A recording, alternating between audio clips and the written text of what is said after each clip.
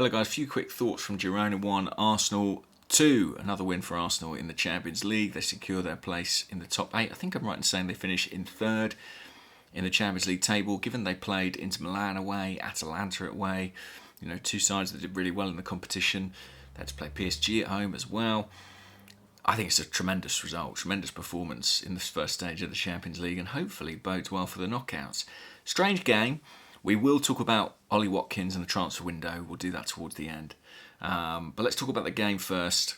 Very strange game. Arsenal got 2 penalties in the game for some of the strangest fouls you'll ever see. I mean, a clear handball and a very obvious foul in the first half. Jorginho tucked the first one away to give us our first goal. The goal we conceded in the first half was surreal and bizarre as well. Neto caught well out of goal. Arsenal got the offside trap wrong. And Danjuma races through and just bends it round Neto, who actually dives and tries to make a save, even though he's about 10 yards out of his own penalty area. In a way, thank goodness he didn't get there on his Arsenal debut. He would have been immediately sent off. But at first, I sort of couldn't get my head round how that could possibly happen. I think it's probably a consequence of Neto being asked to play in a style that he's never really played before. We know how demanding Iñaki Cañé is about goalkeeper positioning, about how high he wants their starting position, and David Raya's very, very good at it. He starts 30 or 40 yards out of his goal sometimes, and he races onto balls and clears and makes those interceptions. Neto probably hasn't got the speed to do that, was probably trying to take that aggressive starting position, and then when they went through on goal, got caught in 2 minds, no man's land. As for diving with his hands trying to save it, I think that's just a moment of madness, really. Not a great moment for him on his Arsenal debut. Let's hope the injury that kept David Raya out tonight is not too serious because, big game against Man City at the weekend.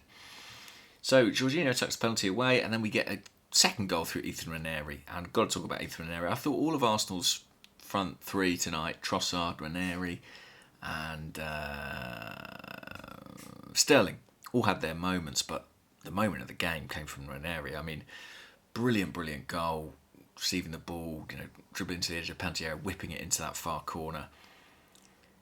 People said, it's a Saka-like goal. I'm not sure. I mean, it is, but I'm not sure Saka does that as frequently as he might. And I think for Ethan Nwaneri to be doing that at 17 years old, it's just an extraordinary display of confidence in his ability. And we've seen him try it and do it before.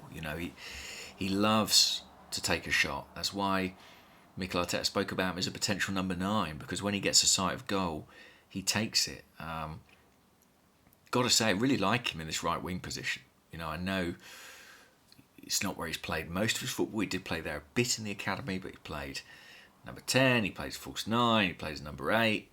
I like him on the right wing. I think as a left footer who wants to get to shooting positions, it suits him, especially when Saka's out.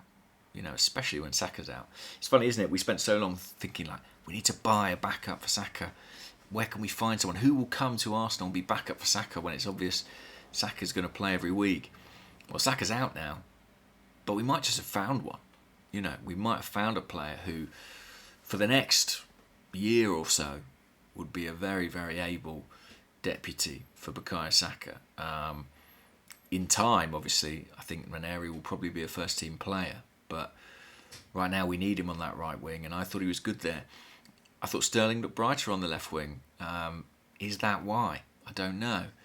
Is that side better suited to him? I suspect probably it's got something to do with the fact that it's the Champions League, it's not the Premier League. There's maybe a different physicality, a different intensity in the game. So I thought he had a pretty good first half. Was quite unlucky not to score with one effort that was bent round the post. Played a lovely through ball for Calafiori, who was just offside.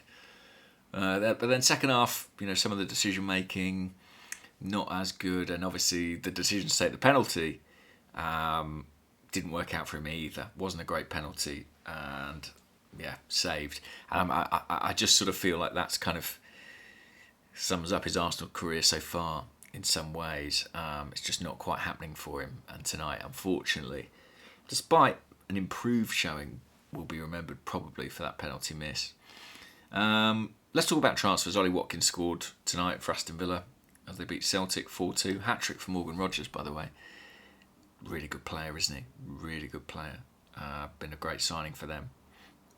But Ollie Watkins, Arsenal made an approach for the player. Not sure it's quite as high as the 60 million fee that's been touted. I think that's what Aston Villa would be looking for to sell him. But for Aston Villa, this transfer window was always an either or. You know, they were going to hopefully sell John Duran. I think that's been their intention. They sort of need to sell one because it's difficult to carry 2 number 9s in the squad. Also, from a PSR perspective, they need to make a sale. And Duran was their preferred option. I mean, Watkins, Emery loves him. He's a vital part of the club. Huge figure there. And they can probably make more money on Duran in terms of the pure fee. Probably looking at more like 75, 80 million.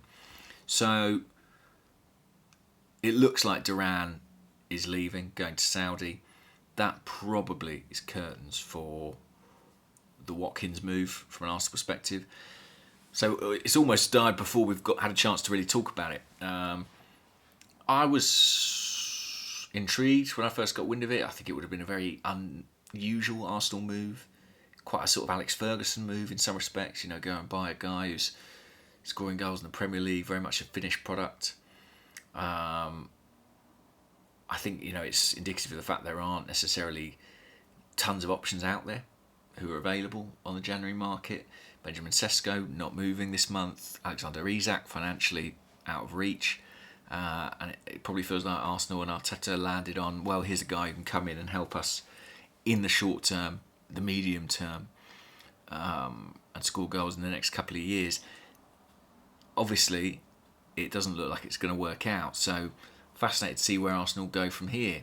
You know, do they go for a loan? Do they have another name like Watkins that's, you know, they're going to turn to?